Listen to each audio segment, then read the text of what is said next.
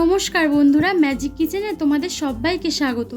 আশা করছি তোমরা সবাই ভালো আছো, আমিও অনেক ভালো আছি। আজ আমি তোমাদের সাথে খুবই লোভনীয় একটা রেসিপি শেয়ার করব, চিংড়ি কষা। আর এই রান্নাটা দেখতে যতটা সুন্দর, খেতে কিন্তু তার থেকে অনেক বেশি ভালো। আর গরম গরম ভাতের সাথে এই চিংড়ি কষা থাকলে চিকেন কিংবা মাটনকেও হার মানাবে। তাহলে চলো আর দেরি না করে রেসিপিটা শুরু করা যাক। চিংড়ি কষা বানানোর জন্য এখানে আমি কিছু বড় সাইজের চিংড়ি মাছ নিয়েছি।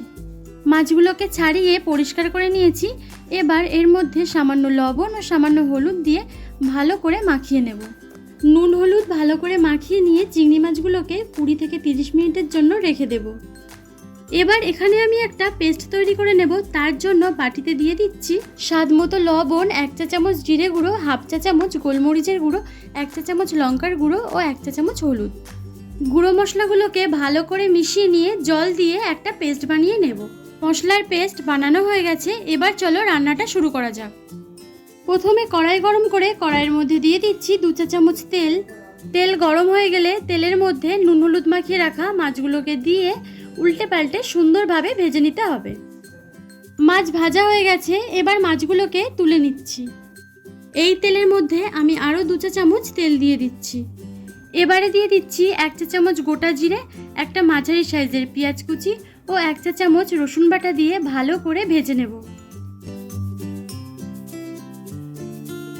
পেঁয়াজটা ভাজা হয়ে গেলে পেঁয়াজের মধ্যে দিয়ে দেব 1 চা চামচ আদা বাটা। আদা বাটা দিয়ে আরও 1 মিনিটের জন্য ভেজে নেব।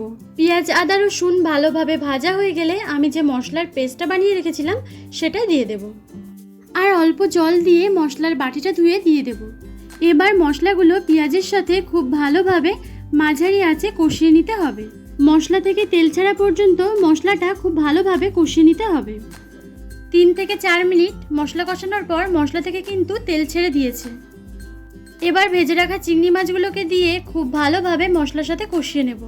চিংড়ি মাছগুলো ভালো করে মিশিয়ে নেওয়ার পর এর মধ্যে দিয়ে দেব 1/2 কাপ পরিমাণে জল।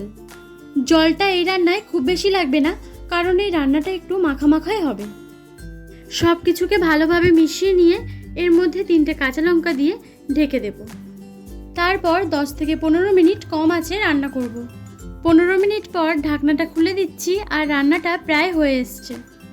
এবার সবশেষে 1/2 চা চামচ গরম মশলা দিলেই আমাদের চিংড়ি কষা পরিবেশন করার জন্য একদম রেডি। আশা করছি আমার আজকের রেসিপি তোমাদের ভালো লেগেছে। রেসিপি ভালো লাগলে অবশ্যই ভিডিওটাকে লাইক করে দিও, তোমাদের বন্ধুদের সঙ্গে শেয়ার করো, আর নতুন বন্ধু হলে সাবস্ক্রাইব করে রেখো এইরকম সুন্দর সুন্দর রেসিপির জন্য। দেখা হচ্ছে আবার নতুন কোনো রেসিপি নিয়ে। ততক্ষণের জন্য সবাই ভালো থেকো, সুস্থ থেকো। বাই।